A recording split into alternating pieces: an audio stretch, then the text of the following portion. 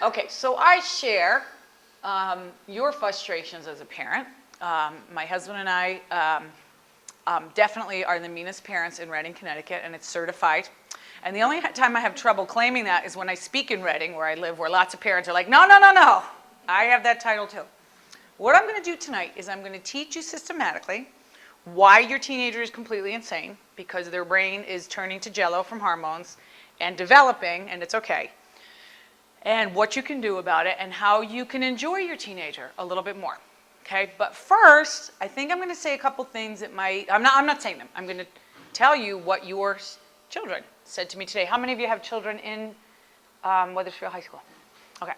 I spent all morning with your teenagers, who were wonderful, by the way, and every single one of them got an index card, and as part of my assembly called This Is Your Teenage Brain on Weed and Alcohol, I taught them about the brain development that they're going through, very perfunctorily though, because it's hard to do it, and I need a couple days.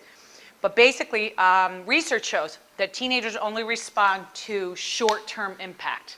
They're never going to get old, fat, wrinkled, right? Nothing bad's ever going to happen to them.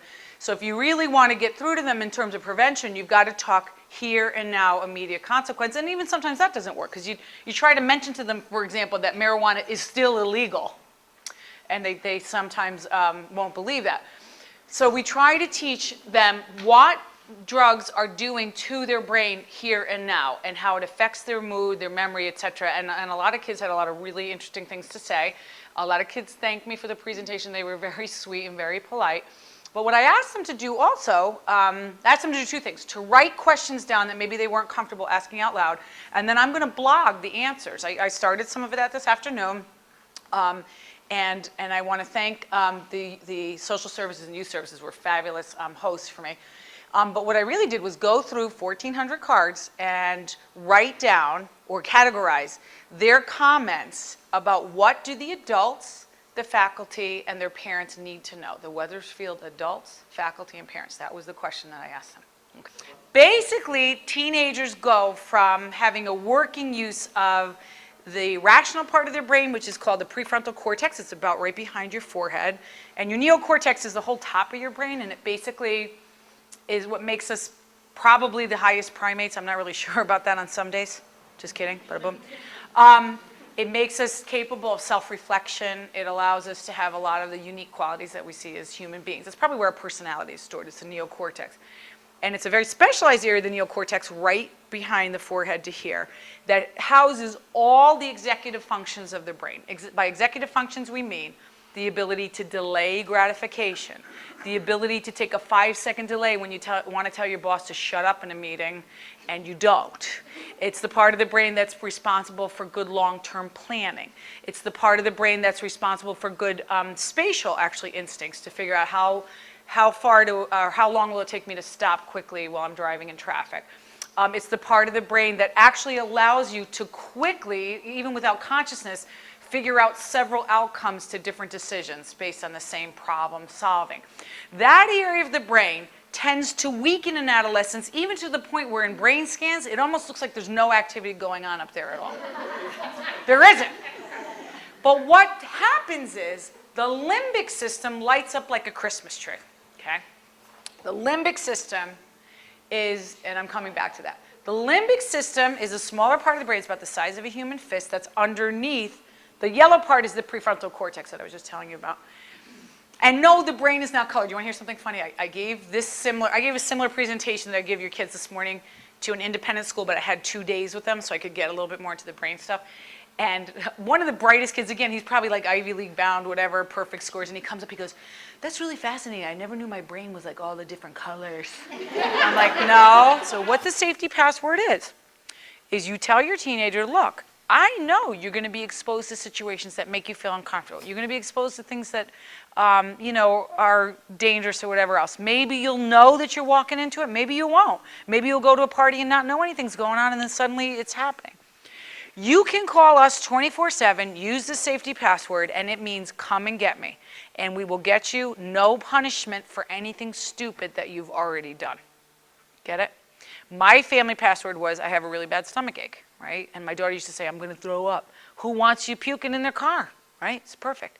Because the problem, back to the comments that the kid said, you don't understand how hard peer pressure is.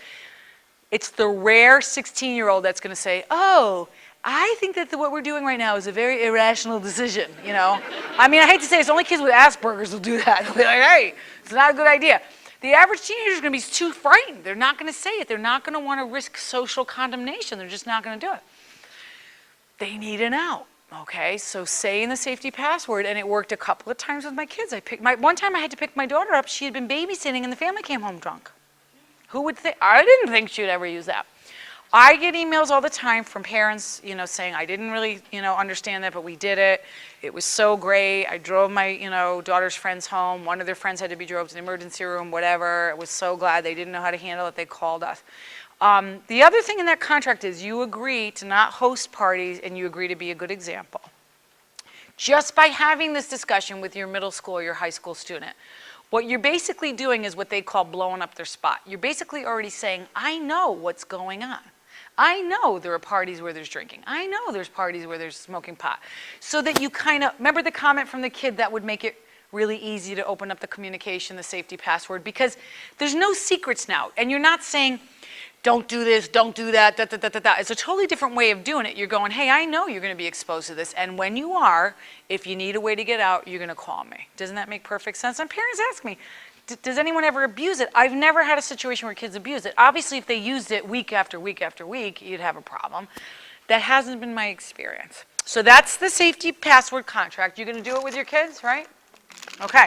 And now, just in case there was any debate about it, because you stay to the bitter end of our family night, you can all have at least one, you can bring one home for your spouse if you're alone, a sticker that says, I'm the meanest parent in town, okay? And in the middle of a limbic breakdown with your child melting down in the family room, begging you and pleading, you could just stick it right on your shirt. You could just, yes, I am. I really, truly am the meanest parent in town, no problem. And you guys have been great. That's the end of my speech, but I'd love to take questions and comments.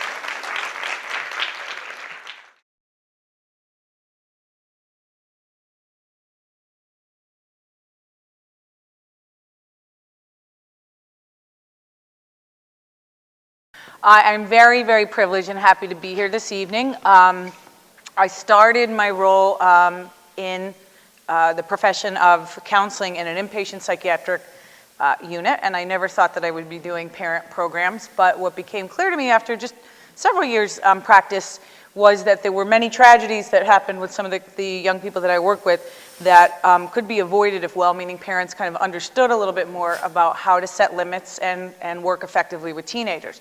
So I'm here to share that humble experience with you. This is the bad news about what's unique about Connecticut. And wouldn't you know it, we're number one in so many ways. Affluence is one of the ways we're number one. Our binge drinking rate is 20% higher than the national average, even higher than Massachusetts. And Massachusetts is the next state and ranks always consistently high because of the number of universities, you know, in Massachusetts. They really can't explain this variable very well, except that it fits with affluence, which I'm going to explain to you in a minute. The median age for the first exposure to marijuana in Fairfield County is 11.9 years. And that consistently plays out. And the median is, don't forget, it's not an average, but when you survey kids who by the age of 18 have tried marijuana, and you go back, the average, which by the way, it looks like about 70% of our Connecticut teenagers by junior year of high school, senior year of high school have used marijuana. If you go back and find out the age at which they were first exposed to it, so a friend offered it to them, or they saw it, or they know of friends that smoked it, it was the early middle school years, or 7th or 8th grade. And many parents of my generation, the median age was 14.7 years when you were first exposed to it. And I think many people in our generation assume that, you know, we don't have to worry about some of these issues till high school. That's not the case in terms of the data. Prescription drug use is also at an all-time high. Unfortunately, right now, it's the #1 cause of death for Connecticut young people, 14 to 24. It's the #1 cause of death, and it's I should have updated this slide, I apologize, but it just recently became the #1 cause of death. It's the second cause of death in the United States. 32,000 Americans died of prescription drug overdose deaths last year. Only 41,000 died in car accidents, so it's really very prevalent. Teenagers see no trouble with abusing prescriptions. What your teen wants you to know She or he would love to let you know, if they could articulate it well, that their brain is not working correctly, that they're constantly having floods of intense emotional reactions, and I'm going to explain to you why, and that they have a lot of stress in their lives, but they also have a lot of fun. And they'd like to tell you more about the stress, but they don't want to freak you out, okay? Does anyone know what freaking out means? Because I don't. I try to ask kids, well, what does it mean if mom freaks out? For some kids, it's if, mom raises one eyebrow with poker face, they oh, mom's freaking out. And they really would love to tell you more about what's going on in their worlds, but they're very acutely sensitive to not freaking you guys out. And I already said that if anyone here has a child that's over middle school age, one of the things